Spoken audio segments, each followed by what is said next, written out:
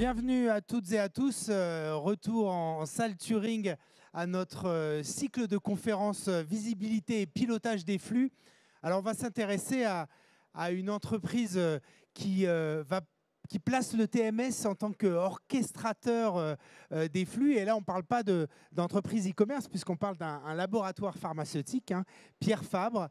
Donc voilà, pour en parler, on a avec nous Jean Sanchez, qui est responsable digitalisation transport de ce laboratoire, des laboratoires Pierre Fabre, et Jamal Saïdi, qui est responsable transport et 3PL dans ce laboratoire. Et puis, on a aussi Isabelle Badoc, qui est directrice marketing produit supply chain execution, donc TMS, WMS, OMS, un peu tout. Voilà, et puis un peu tout. Et tu vas même aussi, je pense, je te laisse le micro en fait. Ok. Je prends ta place, mon pauvre. Je fais tout. Bonjour à tous. Ben oui, effectivement, Pierre Fabre, qui est un utilisateur du TMS de Generix, DDS, ça nous a fait le plaisir de venir partager avec vous son expérience. On ne va pas tellement parler de TMS d'ailleurs, parce que ce qui est intéressant dans votre cas, c'est d'une, comment vous avez mené le projet et surtout dans quel cadre s'est inscrit ce projet d'intégration d'un TMS. On va en parler un peu, mais d'abord, je vais passer la parole à Jamal pour présenter l'entreprise. Merci beaucoup. Hop, après un petit support. Donc déjà, avant tout, et en effet, qui est Pierre Fabre? J'ai mis juste quelques chiffres pour pouvoir représenter le groupe. C'est près de 3 milliards d'euros de chiffre d'affaires en 2023. Deux activités, une activité justement médicaments et une activité dermocosmétique. D'ailleurs, c'est généralement par là qu'on connaît Pierre Fabre avec les différentes marques, notamment Aven par exemple, qui est une de nos grandes marques sur la partie dermocosmétique. Voilà un groupe avec un peu plus de 10 000, enfin, à peu près 10 000 collaborateurs. 95% de la production qui est réalisée en France, et ça c'est en effet pour nous une fierté et un point qui est important. 6 sites de production, 2 hubs logistiques internationaux qui sont basés en France, et au total on a du coup 3 sites logistiques internes en France. On va en parler un petit peu plus tard, puisque du coup notre projet s'est inscrit dans un projet de reconfiguration du réseau logistique. Et puis, du coup, Pierre Fabre, c'est également en fait, des produits qui sont distribués dans 120 pays avec une quarantaine de pays sur lesquels on est implanté en propre. Donc avec, voilà, comme j'ai dit tout à l'heure, deux activités dermocosmétiques, médicaments et du coup une approche transverse en termes de soins, quoi. Voilà. Merci Jamal. Bon, c'est effectivement une logistique internationale chez vous, amont, aval. J'ai compris aussi mais je pense que tu vas le présenter, il y a beaucoup de moyens de transport à ordonnancer, à organiser. Mais surtout, ce projet de piloter ces flux de transport, il s'est inscrit dans un projet plus global de refonte de réseau. Exactement. Donc en fait, on a plutôt une logistique qu'on va considérer de moyennement complexe. Voilà. Donc avec en effet des flux, notamment sur la partie transport, qui peuvent être des flux routes, des flux maritimes, aériens, de la messagerie, de l'express, de l'affrètement, enfin voilà, en tout cas tout type de transport. Et puis ce projet de digitalisation transport, il s'inscrit en tout cas en effet pour nous au cœur d'un gros projet qui a démarré maintenant il y a quelques années, qui est un projet de refonte de notre schéma logistique où on a jusqu'où démarré cette réflexion et puis qu'on a acté. Maintenant, on est complètement engagé dans ce projet-là, où l'objectif de départ, justement, c'est pouvoir... les objectifs de départ, c'est d'aller chercher, bien entendu, mieux servir nos clients. Ça, c'est un élément qui était important. Apporter plus de résilience à notre chaîne logistique, notamment parce qu'aujourd'hui, on a plutôt une organisation qui est par branche d'activité, dermocosmétique, médicaments de l'autre côté. Et l'idée, c'était justement d'avoir plutôt une organisation entre guillemets géographique, c'est-à-dire en amont, se rapprocher de nos sites de production et puis en aval, se rapprocher de nos clients. Et donc, du coup, apporter aussi une résilience, notamment en ayant des sites miroirs en termes de stock. Et puis, bien entendu, aussi optimiser nos coûts via une rénovation complète entre guillemets, de nos systèmes, de nos outils, en travaillant sur de l'automatisation, entre guillemets des WMS dernière génération, et notamment également du coup le déploiement du TMS de Generix. Donc on est parti en effet d'un schéma actuel pour basculer justement sur un schéma cible. Et puis si je peux donner les grandes lignes, c'est-à-dire qu'aujourd'hui on s'est concentré plutôt sur l'organisation logistique franco-française, où aujourd'hui on a justement des sites de production qu'on voit juste ici là en amont. Ensuite, au milieu justement des sites logistiques, je vous parlais de 3 sites tout à l'heure, avec 2 sites qui sont dans le sud de la France et un site qui est dans le nord de la France. On a 2 sites qui sont plutôt des hubs internationaux, et puis en l'occurrence un site qui est plutôt une vocation à distribuer du coup nos produits en France, avec toujours cette scission des sites qui sont plutôt médicaments, d'autres sites qui sont plutôt dermocosmétiques. Donc si je donne un exemple, par exemple un pharmacien aujourd'hui, quand il est par exemple un pharmacien sur Paris qui doit distribuer à la fois de produits dermocosmétiques et de médicaments, il reçoit 2 livraisons. Une livraison qui part du sud de la France, une livraison qui part de la Corrèze. Et donc voilà, pour nous, c'était justement plus concevable de travailler de cette façon. Et donc voilà, l'idée, c'est d'aller plutôt sur donc, ce schéma cible qui va être en fait pour nous orchestré en 4 grandes étapes, 4 grands changements. La première étape, qui a pour nous déjà été réalisé plutôt en fin 2023, début 2024. On avait un site en l'occurrence qui était où l'exploitation était externalisée, du coup dans le sud de la France, à côté de Toulouse, et on a tout d'abord en fait réinternalisé l'exploitation de ce site-là. Donc on est passé sous giron Pierre Fabre, entre guillemets, l'exploitation de ce site. Voilà. Donc ça a été la première étape. On a un peu agrandi la famille Pierre Fabre. Deuxième étape, c'est l'ouverture en fait d'une nouvelle plateforme, cette fois-ci externalisée, du coup dans la région du Loiret. Et pourquoi le Loiret? Puisqu'en fait on a un site de production de médicaments, un de nos sites phares, qui est également dans le Loiret. Donc l'objectif pour nous, c'était de rapprocher une plateforme primaire à proximité d'un de nos gros sites de production. Donc ça, c'est la deuxième étape et qui est prévue clairement incessamment sous peu, plutôt en fin d'année, début d'année prochaine. Troisième étape, pardon. Là, c'est du coup, donc, on a un site qui est basé en Corrèze, donc à Ussel. Et en fait, on vient revamper complètement ce site-là. Et on vient surtout en fait en faire un site qui va livrer uniquement nos clients qui sont dans le nord de la France. Voilà. Et donc on revoit complètement toute la partie justement mécanisation, automatisation, WMS, etc. Donc là plutôt un projet qu'on a démarré mais qui est prévu en go live en 2026. Et puis enfin, du coup, la dernière étape du projet qui est prévue plutôt à horizon début 2028, où on va en fait transférer l'ensemble de nos activités logistiques qui sont auprès de Toulouse dans un nouveau site qui fera près de 70 000 m², aussi à la pointe de la technologie. Et donc voilà, ça c'est notre gros projet et c'est ce qu'on est en train de faire. Et aujourd'hui, ce qu'on voulait surtout mettre en avant, c'est justement la digitalisation de transport, comment en fait elle s'intègre dans le cadre de ce projet, et en fait la place du TMS en l'occurrence dans cet écosystème, et notamment en lien avec ERP, WMS, etc., etc. Voilà. Oui, 70 000 m², ça commence à être un beau site, effectivement. Oui. On a hâte de venir visiter. Effectivement, Jean va prendre la parole pour nous expliquer comment l'écosystème IT autour du TMS se construit, et puis aussi revenir sur une phase importante de ce projet, qui est la réalisation d'un POC. Et là, je pense qu'il y a beaucoup de choses pour vous qui peuvent être intéressantes en termes de retour d'expérience sur des bonnes conditions pour mener un POC performant. Merci. Du coup, je voulais partager avec vous vraiment le cheminement par lequel on est passé, la méthodologie, en toute humilité. Et du coup, on a commencé, je dirais, ce projet-là par une phase assez classique de pré-cadrage un pré-cadrage relativement long, hein, puisqu'on a eu besoin de, je dirais, deux trimestres pour caler, je dirais, la cible de la digitalisation, sachant que ce concept de digitalisation, en tout cas sur le périmètre transport, ne faisait pas partie des référentiels de Pierre Fabre.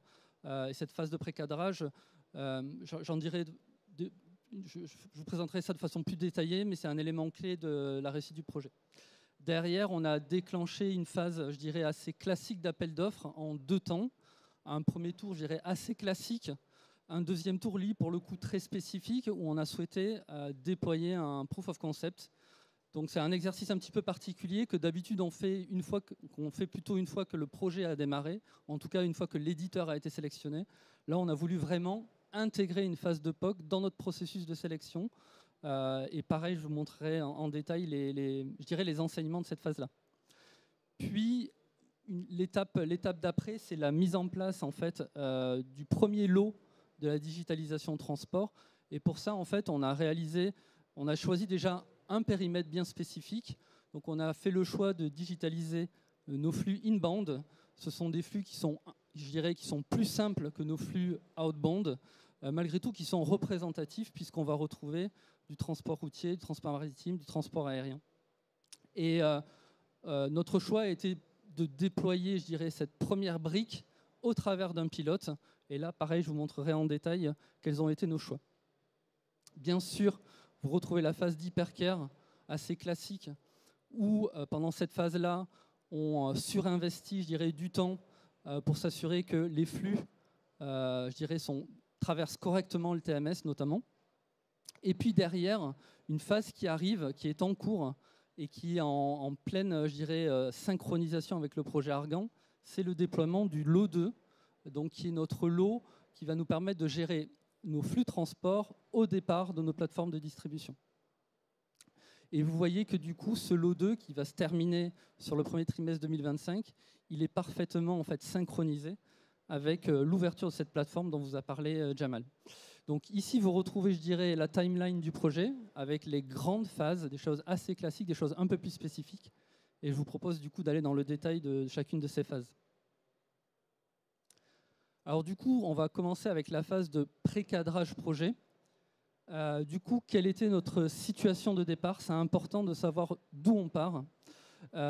Donc effectivement, en termes de gestion du transport international, on pouvait la qualifier de robuste, c'est-à-dire qu'on arrivait bien entendu à déployer nos flux à l'international, mais en fait, on était sur un mode très très manuel, sous-optimisé, et réalisé au travers de 2 outils.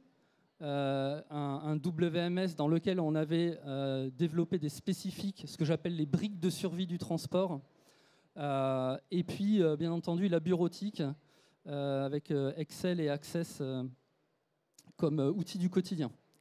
Un manque de visibilité et suivi d'exécution du transport, chose assez classique. Un besoin aussi de s'améliorer sur le cost to serve et le monitoring aussi de notre empreinte carbone.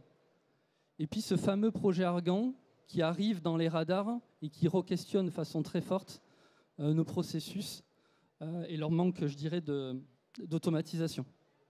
Et enfin, un élément, je dirais, important, c'est le fait que le TMS était un sujet dans l'entreprise depuis facilement une dizaine d'années. Et on avait beaucoup de mal, quelque part, à transformer l'essai et à déployer ce type d'outils dans l'entreprise. Alors du coup, en termes de questionnement, c'est des choses sans doute que vous pourriez traverser. Les questions clés, en gros, quelle typologie de solution, compte tenu de notre complexité?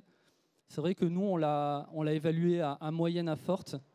Quid d'une solution intégrée versus des solutions pure player, avec derrière la question de l'interfaçage.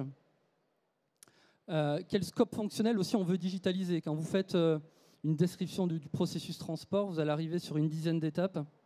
Est-ce qu'on va chercher ces 10 étapes? Est-ce qu'on a besoin de ces 10 étapes? Donc ça, c'était un gros questionnement aussi en interne. C'est important quelque part de définir cette cible-là et toujours dans l'optique d'amener de la valeur le plus rapidement possible. La question qui vient derrière, c'est si on investit dans un TMS, comment en fait il va interagir avec le WMS. Ça, ce sont des questions clés. Et on verra un enseignement fort du projet. Et puis enfin, une question très importante aussi pour nous, c'est quel modèle de collaboration avec nos partenaires tiers. C'est-à-dire bien entendu nos transporteurs, mais aussi nos fournisseurs. Puisque comme on le verra, la digitalisation a commencé par la digitalisation des flux d'import. Et donc du coup, on a besoin d'une contribution de nos fournisseurs pour initier le processus dans le TMS. Et ça, c'est un point clé dans le projet. Il faut s'assurer, à minima, que sur le 2080, vous allez avoir des partenaires qui vont jouer le jeu de la collaboration. Et un des enjeux du projet, c'est de leur montrer qu'ils vont, quelque part, être bénéficiaires de l'outil et qu'en termes, je dirais, d'implémentation chez eux, c'est complètement réalisable sans difficulté particulière. Alors du coup, les grands enseignements de cette phase de pré-cadrage, le premier, c'est que pour des gens comme nous qui débutions finalement ce projet de la digitalisation, c'est vrai que l'offre digitale, elle est large. Il y a énormément d'acteurs sur le marché. Et je pense qu'il faut passer du temps à bien appréhender ce que chacun propose et matcher derrière avec les objectifs de l'entreprise. Le deuxième point, c'est que justement, nous, on s'est tourné vers non pas une solution unique, mais plutôt un écosystème avec deux grandes typologies de solutions. On va retrouver la solution TMS pour tout ce qui est organisation, planification du transport.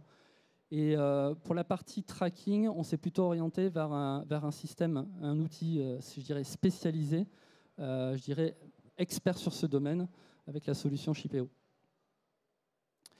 Un troisième point, donc vous verrez effectivement aujourd'hui les TMS proposent des offres modulaires, c'est-à-dire que vous pouvez activer certains modules et pas d'autres. Par contre, ayez en tête qu'il y a quand même des paliers et que, je dirais, on a besoin, même sur une première étape, d'aller chercher quelques fonctionnalités pour faire tourner le TMS. Enfin, en sortie de cette phase de pré-cadrage, on a l'intime conviction, notamment vis-à-vis du projet Argan, que le TMS, du coup, demain, jouera un rôle vraiment d'orchestrateur complet et donc sera, je dirais, le système maître et notamment enverra tous les ordres, je dirais, de préparation à notre WMS. Enfin, le dernier point, c'est que ça fait le lien du coup avec le dernier questionnement. Notre conviction était de se dire on aura deux modèles, un modèle interfacé pour gérer des flux complexes et un modèle plutôt collaboratif pour gérer nos flux inbound. Et donc, on peut très bien, au travers d'une même solution, je dirais d'une même instance, déployer des solutions qui peuvent être très différentes en termes de complexité. Et encore une fois, c'est la force du logiciel.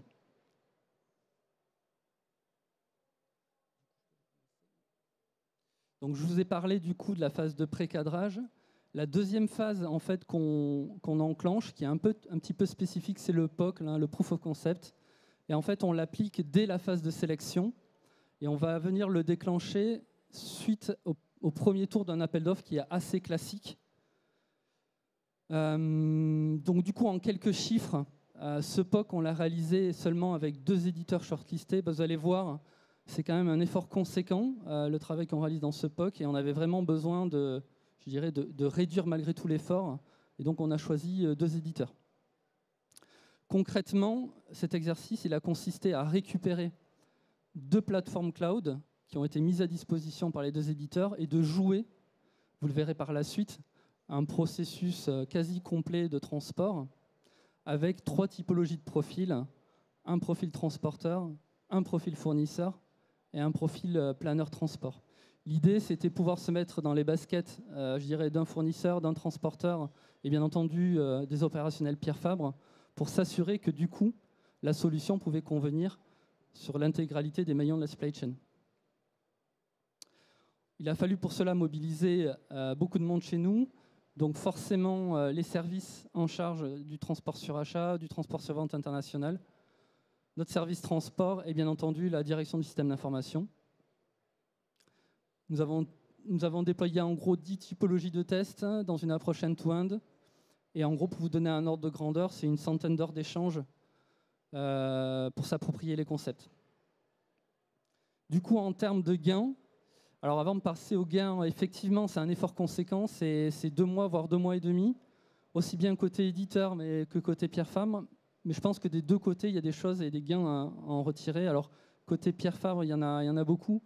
Le premier, c'est qu'on a pu découvrir de façon assez détaillée, je dirais, les 2 solutions et mesurer l'impact en termes de change de chacune d'entre elles. On a pu aussi tester certaines fonctionnalités qui sont très structurantes pour nous. Et on avait besoin de se rassurer là-dessus et on a pu le faire. Un point important, c'est qu'au travers de cet exercice, on a sélectionné la solution sur la base d'une vraie expérience utilisateur et pas simplement d'une présentation, je dirais, commerciale, qui a ses forces mais aussi ses faiblesses. On voit ça aussi comme un accélérateur de la phase de design, puisqu'en fait, pendant ce POC, on a déjà, entre guillemets, réalisé des actions de paramétrage, on a vu le paramétrage évoluer, on était limite dans l'antichambre du design, on avait un prototype dans les mains, et derrière, on a pu gagner du temps sur la suite. C'est aussi un moyen d'interagir avec l'éditeur de façon privilégiée. Côté éditeur, sans doute une meilleure compréhension des enjeux du client, et puis ça leur permet forcément d'affiner l'offre commerciale et l'offre technique, et on sait combien c'est important. Du coup, là, de façon schématique, le scope fonctionnel qu'on a testé en POC. Donc, vous allez retrouver en gros les grands principes de tout TMS. Comment on prépare un transport, comment on organise des expéditions, comment on suit l'exécution, comment on suit les coûts. Donc, on a fait des choix, c'est-à-dire que ce sont toutes les briques oranges qu'on a testées, il y en a d'autres, mais vous voyez que voilà, on a une approche quasiment end-to-end. C'était important pour nous d'aller dans le fond du sujet.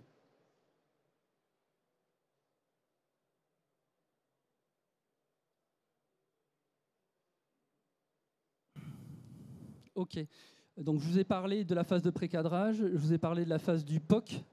Maintenant, on rentre dans le projet, on fait beaucoup de choses avec l'équipe, on fait du design, on fait du test. Et là, c'est le moment où en fait, on va ouvrir, je dirais, nos premiers flux. Pour rappel, hein, on ouvre ces flux sur le flux inbound. Et vous voyez en fait sur la partie de gauche notre scope fonctionnel.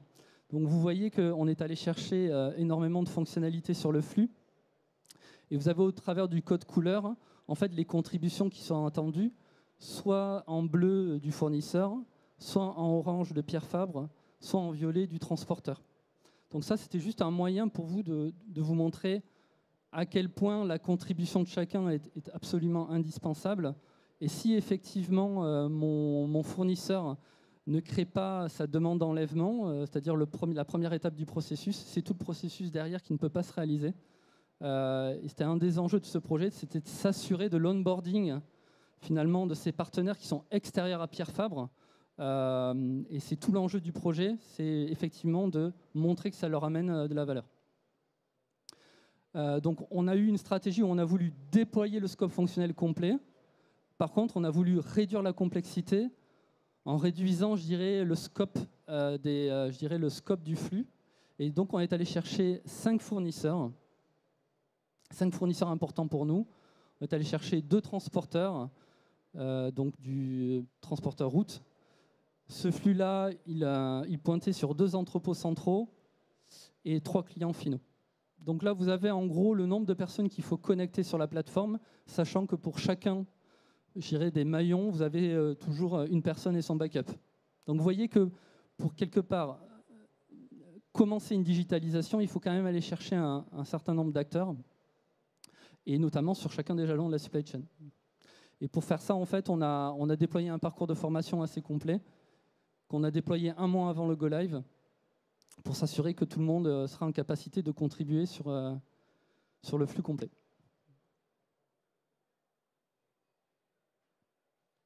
Du coup, j'arrive au dernier slide. Ce que je voulais vous montrer au travers de ce slide-là, c'est le fait que, quand bien même en fait, on a une instance en fait, GeneRx, en fait, on a bien 2 solutions qui sont différentes et qui coexistent dans le même outil. Vous avez sur la partie de gauche la solution plutôt inbound, où là, on est plutôt dans le collaboratif, c'est-à-dire qu'on demande à des partenaires de se connecter Et en fait, plutôt que de saisir une information dans un fichier Excel, d'ailleurs, on utilise la plateforme pour récupérer cette information et organiser le transport de façon semi-automatisée sur la plateforme. Donc ça, c'est la solution par laquelle on a commencé. Et vous avez sur la partie de droite une solution qui est, cette fois-ci, beaucoup plus complexe, beaucoup plus interfacée, et sur laquelle, en fait, on a dû faire des choix structurants quant au positionnement du TMS versus le WMS. Et je dirais, pour la faire simple, sur cette partie-là, vous allez retrouver une brique ERP Pierre Fabre, finalement, qui va récupérer les commandes clients. Ces commandes, en fait, elles vont être envoyées en même temps dans le monde du TMS, c'est la partie de droite. Dans le TMS, ce qu'on va réaliser, c'est une création de chargement prévisionnel. On va s'assurer qu'on sature la capacité de transport sans la dépasser.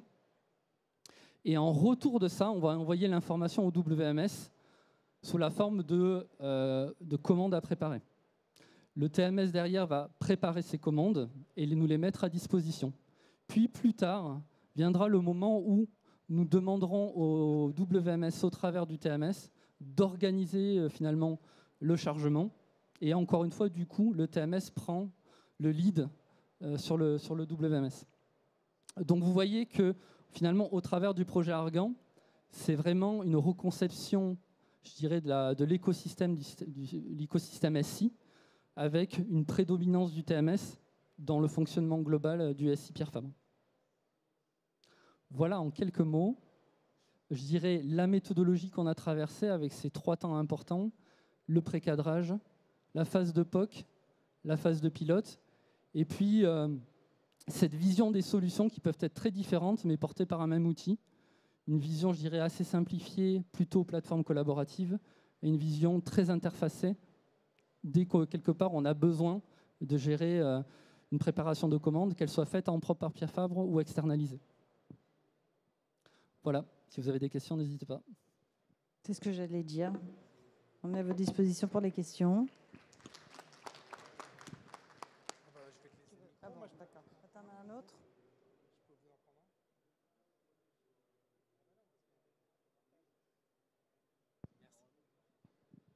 Ah, bon, bah là, si ça marche.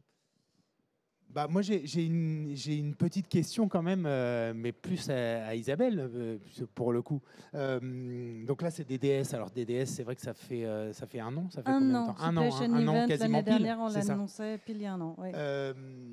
Mais juste plus globalement, cette architecture où on voit le TMS qui prend un peu le lead, c'est vrai qu'on le voit, c'est ce que je disais en intro sur l'e-commerce, etc. Mais quelle est la proportion de clients qui choisissent? Là, on a bien compris aussi les contraintes et tout le schéma logistique qui sous-tend tout ça. Mais est-ce que c'est courant ou il y a certains secteurs qui sont qui penchent plus pour ce type d'architecture?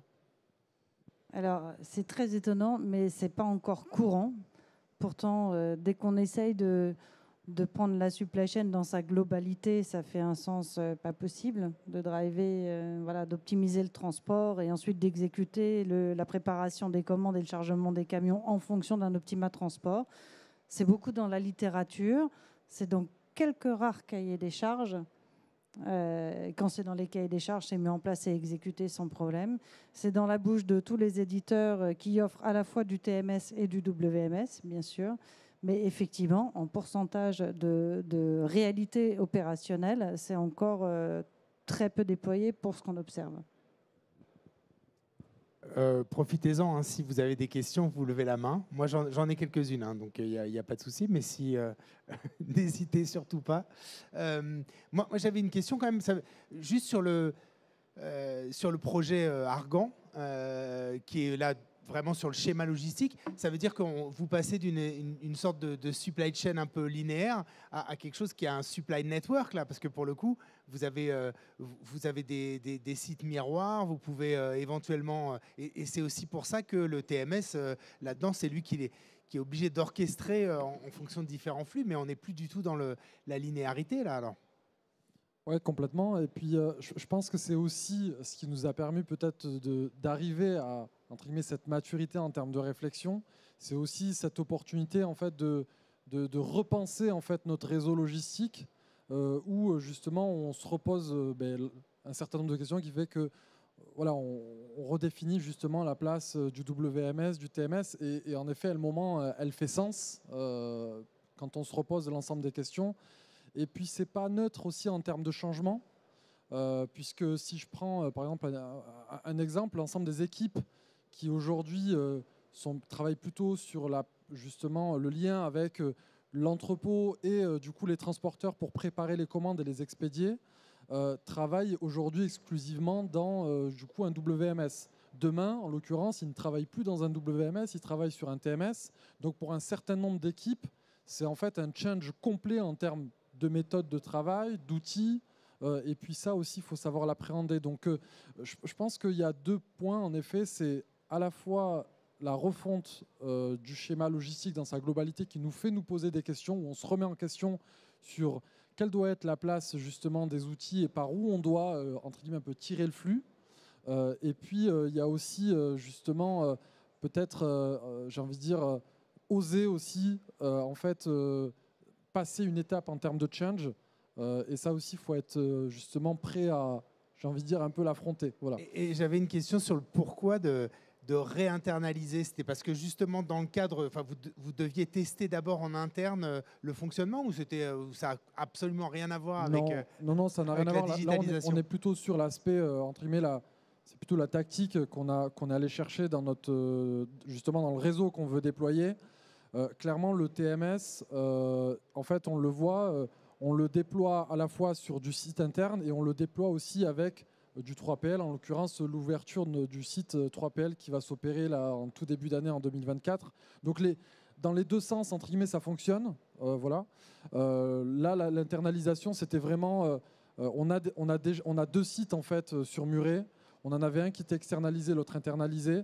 Et on avait justement cette ambition de pouvoir en fait garder des compétences en interne dans le cadre d'un nouveau site qui est justement à la pointe de la technologie. Donc pour nous, ça passait en effet par une internalisation pour voilà, maîtriser et puis aussi en fait avoir une organisation commune logistique d'un seul site justement sur le bassin toulousain, quoi. Les WMS, c'est les WMS D3PL ou vous leur imposez un WMS? Et du coup, les deux. Non, les deux. Enfin, les deux, pardon. C'est-à-dire que quand on est sur un site en interne, du coup, c'est en l'occurrence notre WMS avec lequel on travaille. Et puis, par contre, voilà, si je prends l'exemple là sur FM Logistique, en l'occurrence avec qui on travaille sur l'ouverture de ce site, leur WMS aujourd'hui, c'est Reflex.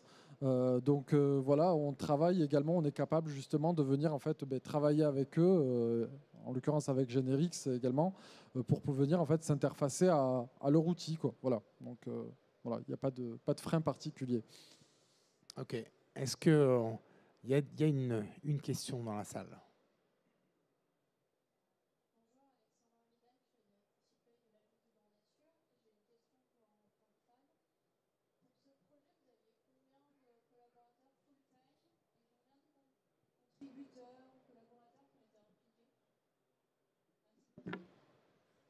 Très bonne question. Alors, sur la partie inbound, si je parle de la phase projet, donc moi, j'étais dédié à 100%. Derrière, j'étais accompagné de, je dirais, 3-4 personnes. Et le niveau, je dirais, de charge sur le projet, il pouvait varier entre 25% et 50%.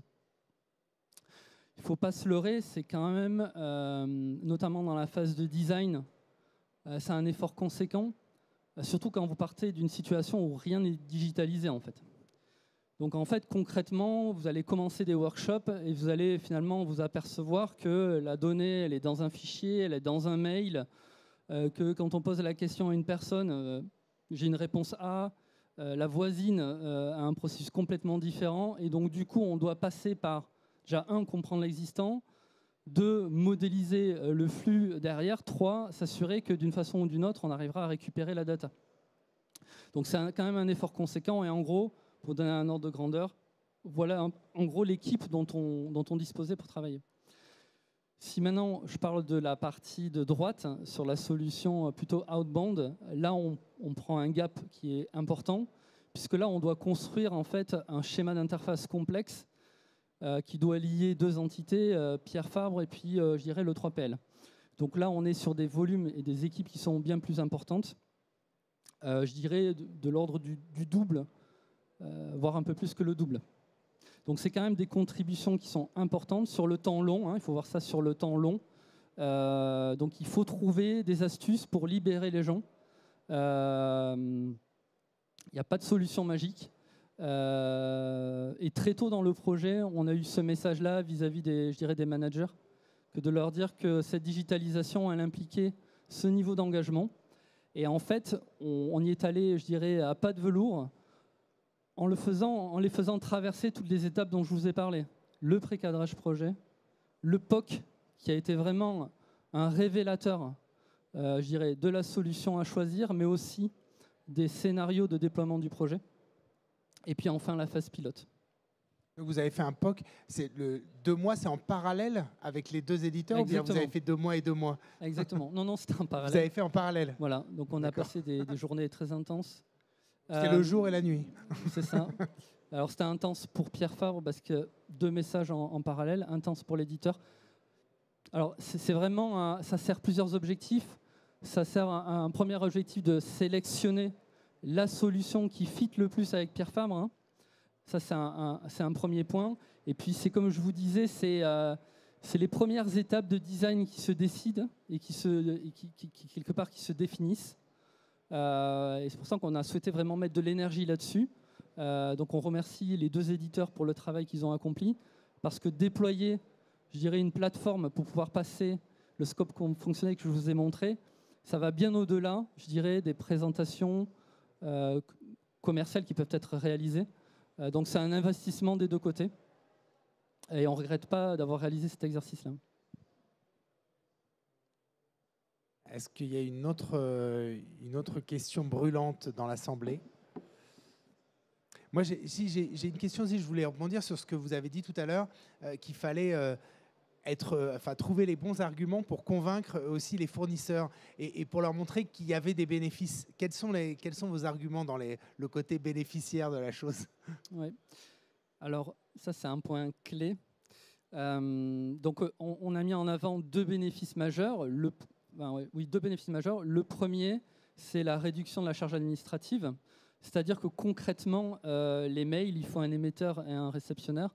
Et donc, du coup, nos fournisseurs passaient aussi beaucoup de temps à interagir avec nous pour nous demander un enlèvement, en fait.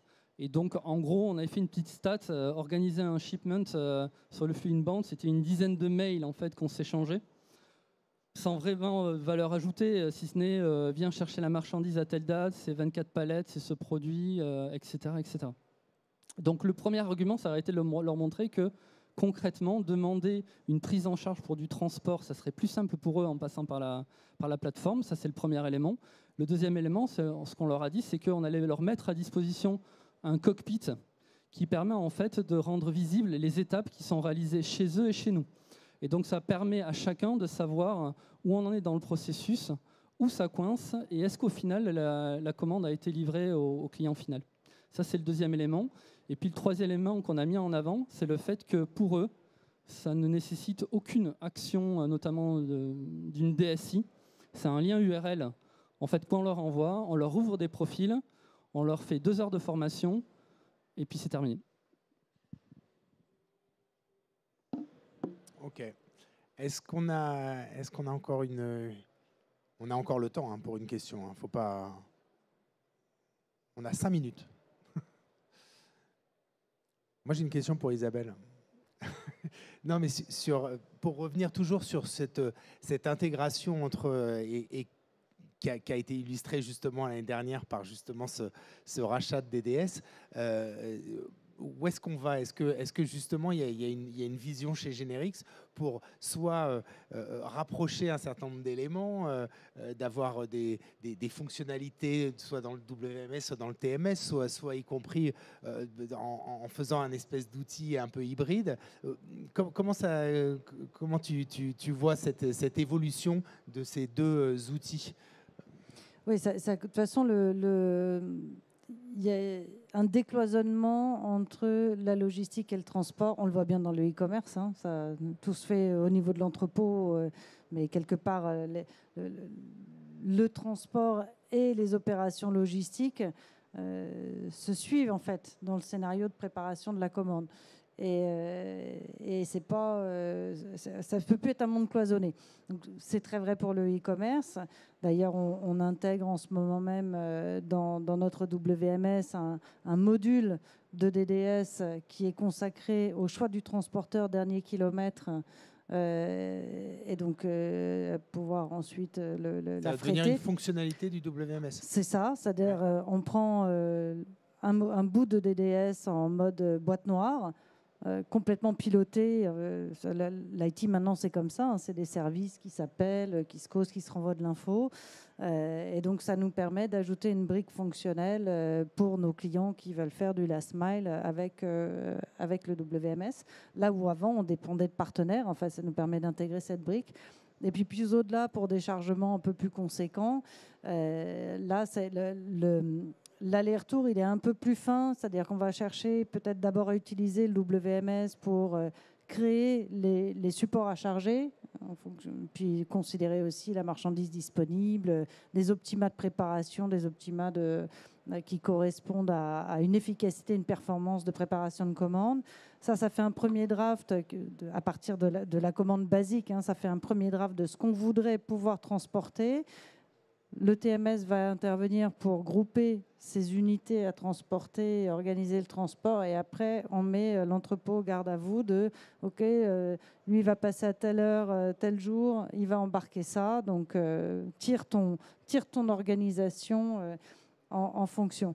Donc, tu vois, c'est vraiment aller-retour, là, voilà, des allers-retours et c'est progressivement alors une fusion des solutions. Je ne sais pas si un jour on aura un outil qui s'appellera WTMS, pourquoi pas, on peut inventer le terme, ou ce sera plutôt, à mon sens, des services qui seront appelés en fonction d'un processus opérationnel d'exécution avec des branches, hein, puisque selon qu'on remplisse un container à charger sur un bateau ou que l'on va remplir un camion ou qu'on envoie, je ne sais pas, par un expressiste, on n'a pas tout à fait les mêmes choses à organiser. Le transport super complexe, donc voilà. Donc pour l'instant, on a de l'expertise dans les deux mondes. Il faut qu'ils arrivent à fusionner, qu'ils se rapprochent. Ouais. Et les personnes aussi, d'ailleurs. Ce que vous disiez, c'est former des gens qui avant faisaient le transport dans un WMS et d'un coup, on leur donne un outil expert du TMS.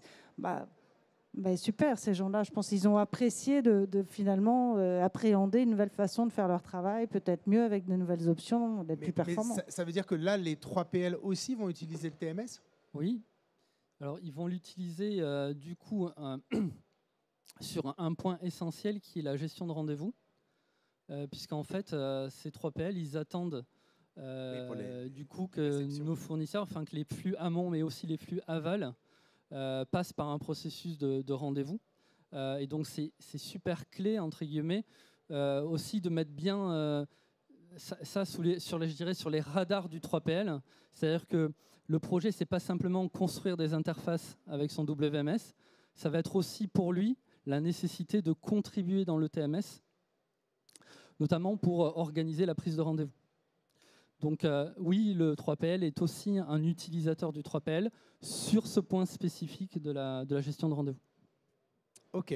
Bon, écoutez, en tout cas, merci beaucoup. Je pense qu'on peut vous applaudir et vous dire bon courage et bonne réussite, parce que si j'ai bien compris, c'est quand même un projet qui est encore en cours. Donc voilà, mais on a vu qu'il y avait une préparation très, très sérieuse, y compris avec l'époque. Donc voilà, merci beaucoup, merci à vous trois. Merci beaucoup. Merci. Merci.